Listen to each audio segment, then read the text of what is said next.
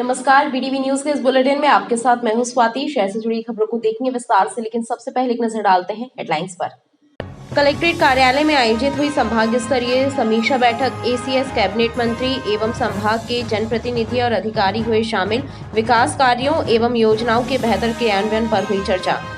नववर्ष की पूर्व संध्या पर रात्रि 12:30 बजे तक ही आयोजित हो पाएंगे कार्यक्रम। पुलिस ने होटल एवं क्लब संचालकों को दिए आवश्यक दिशा निर्देश। और शराब पीकर वाहन चलाने वालों के खिलाफ चलेगा सघन चेकिंग अभियान। नववर्ष की पूर्व संध्या पर चप्पे चप्पे पर रहेगी पुलिस की नजर। प्रदेश के नवनियुक्त मुख्यमंत्री मोहन यादव ने पदभार ग्रहण करने के बाद से ही बैठकों का दौर शुरू कर दिया है और अधिकारियों एवं कैबिनेट मंत्रियों को भी निर्देश दिए हैं। इसी श्रृंखला में जबलपुर संभाग की भी समीक्षा बैठक कलेक्ट्रेट सभा कक्ष में आयोजित हुई, जिसमें विकास कार्यों समेत धान खरीदी की प्रक्रिया से जुड़े मुद्दों पर प्रमुखता से चर्चा हुई। कलेक्ट्रेट के सभा कक्ष में जबलपुर संभाग की समीक्षा बैठक आयोजित हुई, जिसमें प्रदेश शासन के अपर मुख्य सचिव विनोद कुमार, कैबिनेट मंत्री राकेश सिंह सहित संभाग के पुलिस एवं प्रशासनिक अधिकारी, महापौर, सांसद एवं विधायक गण मौजूद रहे। बैठक में संभाग स्तरीय विकास कार्यों की समीक्षा की गई। बैठक में धान खरीदी को लेकर चल रही अनियमितताओं पर भी चर्चा हुई और किसानों को किसी तरह की परेशानी न होने के भी निर्देश दिए। कैबिनेट मंत्री राकेश सिंह ने कहा कि शासन के दिशा निर्देशों से भी अधिकारियों को अवगत कराया गया है। विकसित भारत संकल्प यात्रा से लेकर ऐसे वो तमाम विषय जो माननीय मुख्यमंत्री जी के निर्देश हैं या जो जनहित के विषय हैं, उन पर बहुत व्यापक चर्चा आज की इस बैठक में हुई है। विकास कार्यों पर भी विस्तृत चर्चा हुई है और उसके साथ आज जो जबलपुर में एक बड़ा विषय है धान खरीदी का, उसको लेकर भी मैंने अपनी तरफ से ये कहा है कि किसी भी कीमत पर किसानों का नुकसान नहीं होना चाहिए। धान खरीदी को लेकर जो भी परेशानियां सामने आई हैं, उसमें जो दोषी लोग हैं उनके खिलाफ कड़ी कार्रवाई होना चाहिए और भविष्य में भी ऐसे लोगों के लिए ये स्पष्ट मार्गदर्शन या गाइडलाइन तय होना चाहिए ताकि इस तरह की पुनरावृत्ति ना हो।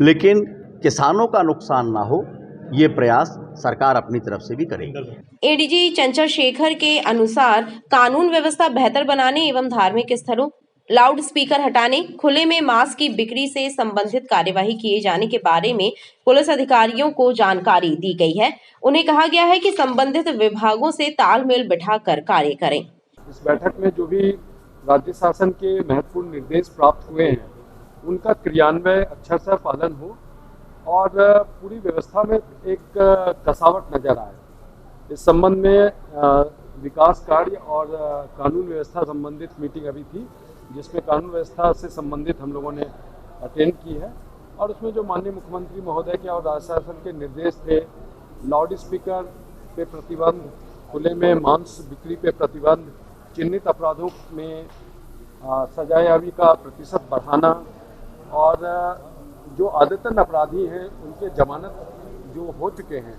उनके निरस्त करने की प्रक्रिया अपनाना, इन सब पे बहुत डिटेल में चर्चा हुई और जो भी माननीय जनप्रतिनिधियों के सुझाव आए हैं, उन्हें कुछ जानकारी चाहिए थी, उन्हें कुछ लिस्ट चाहिए थी, जो कार्रवाई हुई है और जो भविष्य में होने वाले हैं वो सभी एसपीज को, एडीजी जोन भी यहाँ मौजूद है, इन सबको प्रदाय कर दी जाएगी ताकि जो भी कार्रवाई हो सभी के नॉलेज में रहे। वहीं कमिश्नर प्रणाली लागू होने के सवाल पर एडीजी ने कहा कि ये शासन स्तर का विषय है और उन्हीं के निर्देश पर ही कार्य होंगे। मध्य प्रदेश में नई सरकार के गठन के बाद पुलिस महकमे की जबलपुर में पहली और बड़ी संभागीय बैठक हुई। बैठक एडीजी और जबलपुर जोन के प्रभारी बनाए गए चंचल शेखर की अध्यक्षता में हुई। नई सरकार के गठन और सीएम डॉक्टर मोहन यादव के निर्देशों के बाद शुक्रवार को आईजी कार्यालय में जोन के प्रभारी बनाए गए एडीजी चंचल शेखर ने जोन के पुलिस अधिकारियों की बैठक लेकर कानून व्यवस्था की समीक्षा की। उन्होंने बैठक में जबलपुर संभाग के पुलिस अधिकारियों से अपराध और अपराधियों पर की गई कार्रवाई की जानकारी ली और कानून व्यवस्था को मजबूत बनाए रखने के लिए पुलिस अधिकारियों से खुलकर चर्चा की।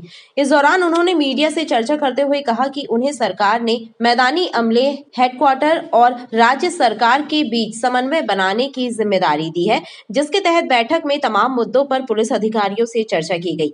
हालांकि जबलपुर में कमिश्नर प्रणाली लागू किए जाने की हलचल और चर्चाओं को लेकर उन्होंने कुछ भी बोलने से साफ इनकार कर दिया। हमें मुख्यालय और जो फील्ड है उसके बीच में एक समन्वय का काम करना है। इसके अतिरिक्त जो भी ऐसे मुद्दे हैं मुख्यालय के या राज्य शासन के, जो भी प्रायोरिटी के मुद्दे हैं, उनका किस प्रकार से फील्ड में क्रियान्वयन हो रहा है, इसे देखने का टास्क है, जिसके तारतम्य आज जबलपुर जोन के सभी अधिकारियों की, पुलिस अधीक्षकों की बैठक यहाँ थे, जिसमें जबलपुर एडीजी मौजूद रहे योगा साहब। तो हमने जो भी सीएम साहब के निर्देशानुसार जो भी मुद्दे थे उस पर चर्चा की और अब आगे की मीटिंग में जा रहे हैं। सर, क्योंकि जबलपुर को कमिश्नर सिस्टम के लिए भी घोषणा कर दी है सीएम साहब ने, तो उस विषय में भी कोई चर्चा हुई, कैसे क्या रूपरेखा रहेगी? नहीं, वो हमारे इस मीटिंग का ये एजेंडा पॉइंट नहीं है। कमिश्नरेट सिस्टम की घोषणा करना राज्य शासन का अधिकार है, वो हमारे इस मीटिंग में हमने इस पर कोई चर्चा नहीं की। सिस्टम लागू होता है तो कैसा क्या इस पर मैं कुछ भी नहीं कह पाऊंगा, ये हमारे कार्य से संबंधित नहीं है। सर, जिन मुद्दों पर आपकी बैठक हुई उसमें आपने समीक्षा की, क्या पाया, क्या वो मैंने जो नवाचार के लिए? हाँ, नवाचार ये है कि जो भी राज्य शासन के निर्देश हैं, पुलिस मुख्यालय के जो भी निर्देश हैं, उसका अक्षरशः पालन होगा और जबलपुर संभाग में कोई भी ऐसा जिला नहीं रहेगा जो कि उन क्षेत्रों में जिसमें कमी पाई जाएगी, यही हमारा उद्देश्य है। बैठक में जबलपुर रेंज के एडीजी उमेश जोंगा, डीआईजी आरआरएस परिहार, एसपी आदित्य कुमार सिंह सहित जोन के अंतर्गत आने वाले जिलों के पुलिस अधीक्षक मौजूद रहे। नववर्ष की पूर्व संध्या पर रात 12:30 बजे तक ही कार्यक्रम आयोजित हो पाएंगे। पुलिस ने होटल संचालकों एवं कार्यक्रमों के आयोजकों को नियमों की सूची सौंपते हुए कहा कि सुरक्षा और शांति व्यवस्था का विशेष ध्यान रखें। डीजे पूर्ण प्रतिबंधित रहेंगे। होटल संचालकों एवं क्लब संचालकों की एक बैठक पुलिस कंट्रोल रूम में आयोजित हुई, जिसमें पुलिस अधिकारियों ने बताया कि नव वर्ष की पूर्व संध्या पर रात्रि 12:30 बजे तक ही कार्यक्रम आयोजित किए जा सकते हैं, उसके बाद अनुमति नहीं है। डीजे पूर्णतः प्रतिबंधित रहेंगे, सिर्फ 2 साउंड बॉक्सों की अनुमति रहेगी। कार्यक्रम स्थल से बाहर आवाज नहीं जाना चाहिए। वहीं कार्यक्रम स्थल पर वाहन पार्किंग एवं सुरक्षा की पूरी जवाबदारी आयोजकों की रहेगी। 12 बजे के बाद होटल संचालक, बार संचालक मेहमानों को शराब नहीं परोस पाएंगे। इसमें साउंड को लेकर के, पब्लिक को लेकर के, पब्लिक डिस्टर्बेंस को लेकर के जो हमारे बीच में नए कप्तान साहब जो जिनके जो निर्देश आ रहे हैं लगातार और वो कार्रवाइयाँ भी करवा रहे हैं, तो उसके अनुसार आप अपने आप को तैयार रखें। देखिए, नव वर्ष में सभी आम नागरिक उत्सव मनाते हैं और उसमें कोई गलत भी नहीं है, परंतु कई बार अप्रिय स्थितियाँ निर्मित होती हैं, लड़ाई झगड़े होते हैं और पार्किंग की भी समस्या आती है। कई बार दुर्घटनाएं भी होती हैं और उसमें जान माल की हानि होती है। इन सब को रोकने के लिए पुलिस ने ये एक बैठक आज सभी होटल संचालकों की बुलाई है कि जो ये अपने कार्यक्रम कर रहे हैं उसके बारे में जानकारी हमको दे दें और हमारे द्वारा उनको हिदायत दी जा रही है कि कार्यक्रम जो है वो सभ्यतापूर्ण हो, म्यूज़िक लाउड ना हो, निर्धारित परमिशंस लेकर रखें और किसी भी कानून का उल्लंघन ना हो, ताकि सभी कार्यक्रम शांतिपूर्ण संपन्न हो और जो भी इसका उल्लंघन करेगा उसके खिलाफ कार्रवाई होगी। बैठक में पुलिस ने सख्त हिदायत दी है कि कार्यक्रम शालीनता पूर्वक होना चाहिए, किसी भी तरह की फूहड़ता बर्दाश्त नहीं की जाएगी। 31 दिसंबर की रात शहर के प्रमुख चौराहों पर पुलिस की सख्त चेकिंग रहेगी। शराब पीकर वाहन चलाने वालों पर कार्यवाही की जाएगी। चेकिंग पॉइंट्स लगाकर पुलिस और यातायात पुलिस की टीमें तैनात रहेंगी। न्यू ईयर सेलिब्रेशन पर शांति भंग ना हो और सड़क हादसे ना हो, इसके लिए ट्रैफिक पुलिस ने प्लानिंग कर ली है। शहर के प्रत्येक प्रमुख चौराहे पर सख्त चेकिंग पॉइंट लगाए जाएंगे। शराब पीकर वाहन चलाने वालों के खिलाफ सख्त कार्यवाही की तैयारी है। जिन स्थानों पर कार्यक्रमों का आयोजन होगा उन स्थानों के पास भी पुलिस तैनात रहेगी। कई बार देखने में आता है कि जो यंग जनरेशन के लोग हैं, ये लोग बड़े उधम करते हुए सड़कों पे मोटरसाइकिल या कार चलाते हैं। कई बार देखने में आता है कि लोग शराब पी करके वाहन चलाते हैं, जिसके कारण कई दुर्घटनाओं की संभावना बनी रहती है और दुर्घटनाएं होती है। इसको देखते हुए हमने लाइन ऑर्डर कंट्रोल करने के लिए शहर के विभिन्न चौराहों पे हमारे चेकिंग के पॉइंट लगेंगे। साथ ही हमारा ट्रैफिक का भी अमला इसमें तैनात रहेगा। ट्रैफिक का अमला अपना ब्रीथ एनालाइजर के साथ में चेकिंग करेंगे और जो लोग भी अगर शराब पिए हुए पाते हैं तो उनको अपन थाने पे बिठा लेंगे और विधि संगत धाराओं में कार्रवाइयाँ करेंगे और उनकी गाड़ियों को जब्त करेंगे और लोगों से हमारा यही अनुरोध है कि अगर जो भी शराब का सेवन किया हुआ है तो वो गाड़ियां न चलाएं। पुलिस ने लोगों से आह्वान किया है कि जश्न मनाते समय इस बात का भी ध्यान रखें कि दूसरों की शांति और सुरक्षा भंग ना हो। विकसित भारत संकल्प यात्रा के तहत ITI चुंगी नाका क्षेत्र में शिविर का आयोजन हुआ, जिसमें केंद्र एवं राज्य सरकार द्वारा संचालित योजनाओं का लाभ लेने के लिए बड़ी संख्या में हितग्राही शामिल हुए। केंद्र एवं राज्य सरकार की योजनाओं का लाभ हितग्राहियों तक पहुंचाने के लिए विकसित भारत संकल्प यात्रा के तहत शिविरों का आयोजन किया जा रहा है। इसी कड़ी में दीनदयाल वार्ड में भी शिविर आयोजित हुआ, जिसमें सभी को केंद्र एवं राज्य सरकार की जन कल्याणकारी योजनाओं की जानकारी दी गई और साथ ही उनके आवेदन भी जमा कराए गए। आदरणीय प्रधानमंत्री जी के जो विकास के काम हैं, भारत सरकार के विकास के काम हैं, उसको लेकर Deendayal Upadhyay ward, Rajiv Gandhi ward, Ram Manohar Lohia ward के हमारे तीनों पार्षदों के द्वारा अपने क्षेत्र की जनता और जो उनको लाभ पहुंचाना है उसके लिए ये शिविर लगाए जा रहे हैं। अभी विधानसभा के चुनाव मध्य प्रदेश में समाप्त हुए हैं और भारतीय जनता पार्टी की सरकार इस बात के लिए कृत संकल्पित है कि अंतिम पंक्ति के व्यक्ति तक विकास के काम पहुँचे, कि जनता भी उत्साह से भरी है, विश्वास से भरी है, क्योंकि विश्वास भारतीय जनता पार्टी के साथ है, भारतीय जनता पार्टी की सरकार के। सभी हितग्राही यहाँ पे आकर के विभिन्न प्रकार की योजनाएं, आवास योजना, उज्ज्वला योजना, विश्वकर्मा योजना, इस प्रकार की विभिन्न योजनाओं का लाभ यहाँ पे ले रहे हैं। 14 योजनाओं के काउंटर यहाँ पे लगे हैं। अभी लगभग 1500 लोग यहाँ पे पहुँच चुके हैं और लगातार हितग्राहियों का आना जाना लगा हुआ है। शिविर के दौरान विकसित भारत की कल्पना को साकार करने के लिए लोगों को शपथ भी दिलाई गई। धान खरीदी में हुए फर्जीवाड़े के बाद अब खरीदी केंद्रों में किसानों से कमीशन लिए जाने की शिकायतें सामने आ रही हैं। बरेला के ग्राम हिनौतिया में वर्धमान वेयर हाउस सहित कुछ अन्य वेयर हाउसों में भी इस तरह के मामलों की शिकायत किसानों ने जिला प्रशासन से की है। जिला मुख्यालय पहुंचकर कृषकों ने तिलहरी सोसाइटी के अंतर्गत आने वाले धान खरीदी केंद्र वर्धमान वेयर हाउस में किसानों से कमीशन की मांग किए जाने का आरोप लगाया है और इस मामले की जांच कराने की मांग की है। उनका कहना है कि 100 क्विंटल की खरीदी पर 3 से 5 क्विंटल धान अधिक मांगी जा रही है। सर, वर्धमान वेयर हाउस में मेरा माल अंदर पड़ा है 443 कट्टी और 843 कट्टी बाहर है, जिसे अंदर नहीं किया जा रहा है। उसके बाद मुझे से 5 कुंटल 100 कुंटल में 5 कुंटल मांगा जा रहा है वहाँ पे, और उनका खुद का माल आ रहा है तो तुरंत गाड़ियों से लोड हो रहा है, तुरंत अंदर जा रहा है। कोई देखा तो नहीं, कोई तोला ताल नहीं, कोई सिलाई नहीं, सीधे अंदर कर दिया जा रहा है। वहाँ बहुत भर्रासाई हो रही, पूरे किसानों को लूटा जा रहा है। 4 कुंटल किसी से 5 कुंटल इस तरीके से लूटा जा रहा है। कहाँ पे है ये वेयर हाउस? ये वेयर हाउस ग्राम हिनौतिया भोई में वर्धमान वेयर हाउस के नाम से है और तिलहरी सोसाइटी लगती है। मैं कलेक्टर साहब से आज शिकायत करने आया हूँ। इस मामले में उचित कार्यवाही करने की मांग की गई है। किसानों से समर्थन मूल्य पर धान उपार्जन के लिए जिले में बनाए गए खरीदी केंद्रों के पर्यवेक्षण और मॉनिटरिंग के लिए उड़न दस्ता दल गठित किया है। प्रभारी कलेक्टर जयती सिंह द्वारा जारी किए गए आदेश में निर्देश दिए गए हैं कि फ्लाइंग स्क्वाड धान खरीदी केंद्रों का आकस्मिक निरीक्षण करेंगे और प्रतिवेदन कलेक्टर कार्यालय में प्रस्तुत करेंगे। आदेश के मुताबिक उड़न दस्ता दल में कृषि विभाग के अधिकारियों को शामिल किया गया है। वहीं प्रभारी कलेक्टर ने खरीदी केंद्र वार नोडल अधिकारियों की भी नियुक्ति की है। रानी दुर्गावती विश्वविद्यालय की स्थापना शाखा से गायब हुई एक फाइल चर्चा का विषय बनी हुई है। बताया जा रहा है कि फाइल कुछ कर्मचारियों के नियमितीकरण एवं प्रमोशन से संबंधित रही, जिसे षड्यंत्र पूर्वक गोल कर दिया गया है।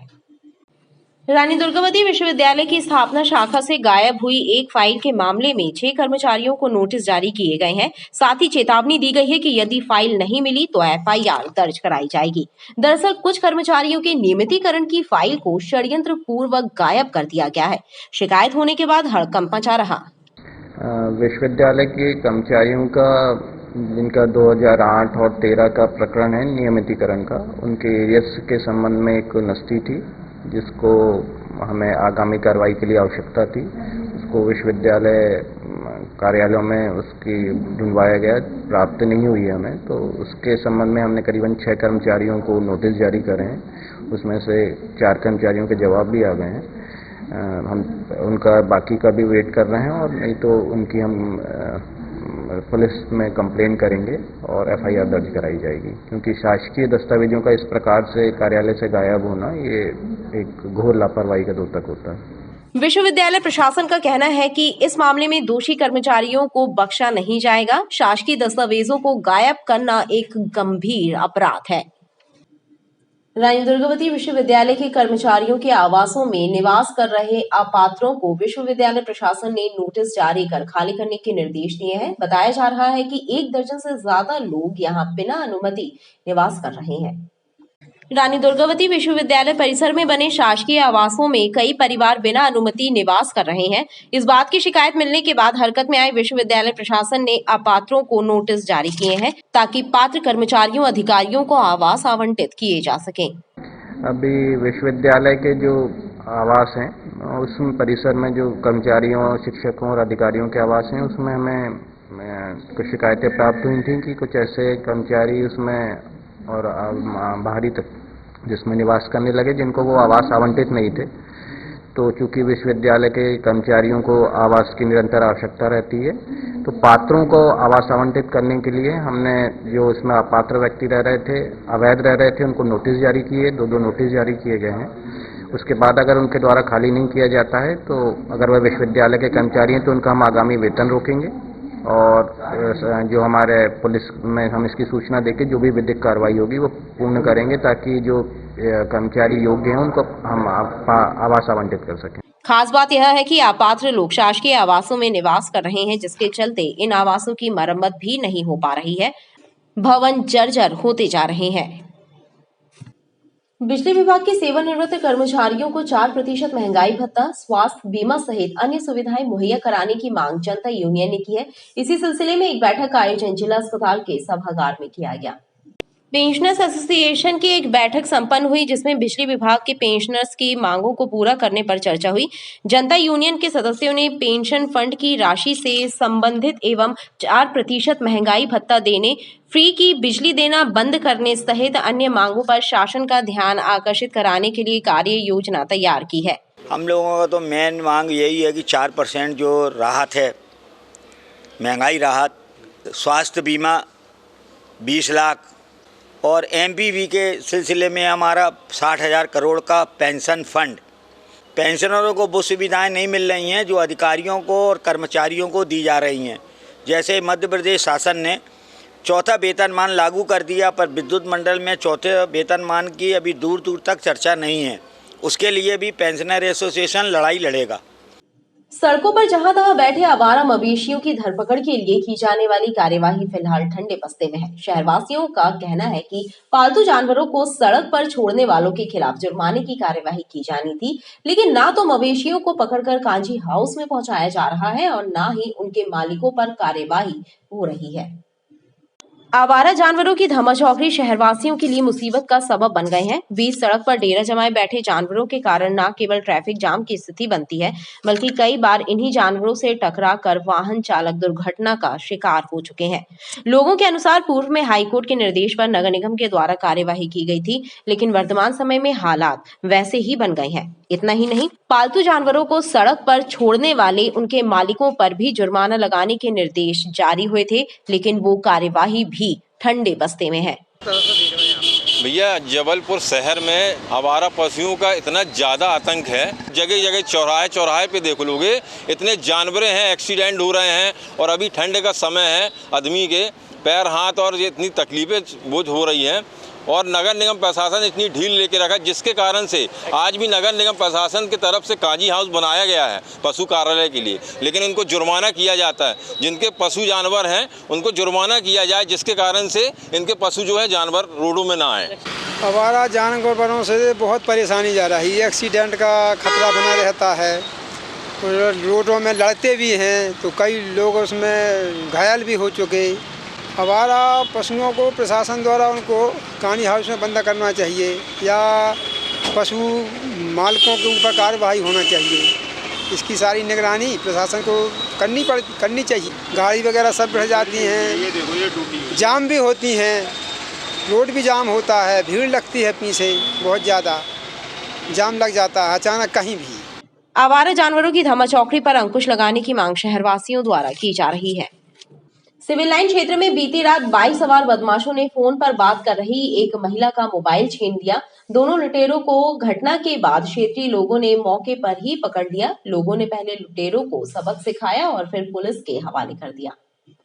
सिविल लाइन थाने और पुल नंबर 1 के बीच बीती रात बाइक सवार लुटेरों ने मोबाइल पर बात कर रही एक महिला का मोबाइल छीन लिया। लुटेरे भाग पाते इसके पहले ही क्षेत्र के लोगों और राहगीरों ने उन्हें पकड़ लिया। भीड़ ने पहले तो पकड़े गए लुटेरों को सबक सिखाया और फिर सिविल लाइन थाना पुलिस के हवाले कर दिया। मौके पर मौजूद लोगों ने बताया कि क्षेत्र में इस तरह की घटनाएं आम बात हो गई हैं। फरियादी शिकायत लेकर जब थाने जाते हैं तो शिकायतों और घटनाओं को पुलिस गंभीरता से नहीं लेती, जिससे अपराधियों के हौसले बुलंद हैं।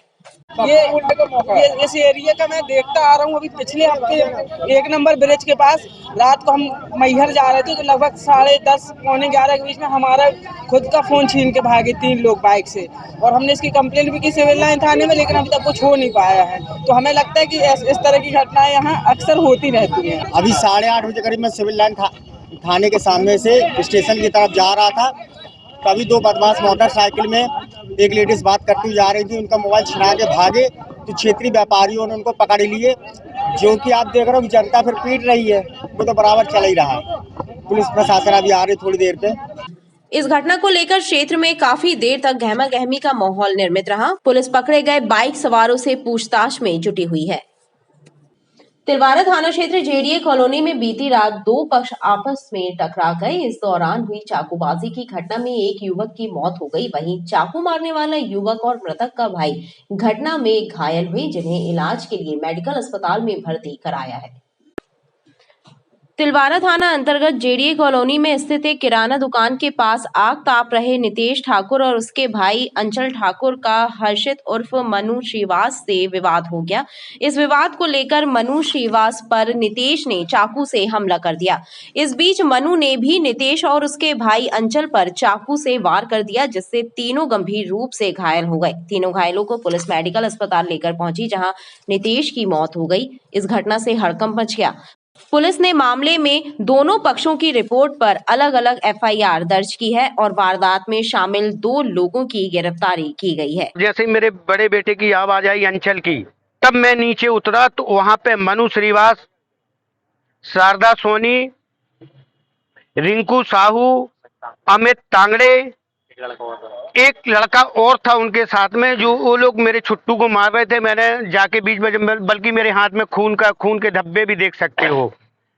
मैंने जब बचाया है उनको ना, तो मेरे हाथ में खून का धब्बा, लेकिन बेटे का खेल उतने समय हो चुका था। ये पूरी घटना कहाँ की है? मेरे रिंकू किराने की दुकान के सामने की घटना है जी। थाना कौन सा लगता है? थाना तिलवारा लगता है। मेरे बेटे का तो कोई विवाद नहीं था। मेरा बेटा पूरा मोहल्ले में पता कर लो, सबसे छोटा बेटा मेरा इतना सभ्य था कि जिसका कोई हिसाब नहीं है। आज थाना तिलवारा क्षेत्र अंतर्गत एक जीडीए कॉलोनी में अलाव पर कुछ लोग जो है वो आग ताप रहे थे। इनमें आपस में एक दूसरे को घूर को देखने की बात को लेकर विवाद हुआ और उस विवाद के स्वरूप हर्षित नाम के व्यक्ति ने चाकू से जो है वो सामने वाले पक्ष में जो अचल और एक और लड़का था, अचल ठाकुर और उसका छोटा भाई, उनके ऊपर अटैम्प्ट किया था। उन्होंने भी जो है इनके ऊपर चाकूबाजी और तलवारें लेकर हमला किया था, जिसके चलते जो अचल का छोटा भाई है नितेश, उसकी डेथ हो गई है और बाकी दोनों ही गंभीर घायल हैं और दोनों का ही उपचार कराया जा रहा है। पुलिस ने विवेचना में दोनों ही पक्षों की तरफ से एफआईआर लेख किया है। इस घटना में जो अन्य सहयोगी थे उनमें से 2 लोगों को राउंड अप कर लिया है। एक सत्यम है उसके अंतर्गत और एक जो है वो शारद नाम का एक व्यक्ति था। एक व्यक्ति जो है वो अभी मिसिंग है, उसको शीघ्र राउंड अप कर लिया जाएगा। बताया जाता है कि एक दूसरे पक्ष पर हमला करने वाले लोगों की आपस में पुरानी बुराई थी। घटना में कुछ और लोगों के शामिल होने की बात सामने आई है। पुलिस मामले की जांच कर रही है। खबरें लगातार जारी हैं, आप देखते रहिए बीटीवी न्यूज।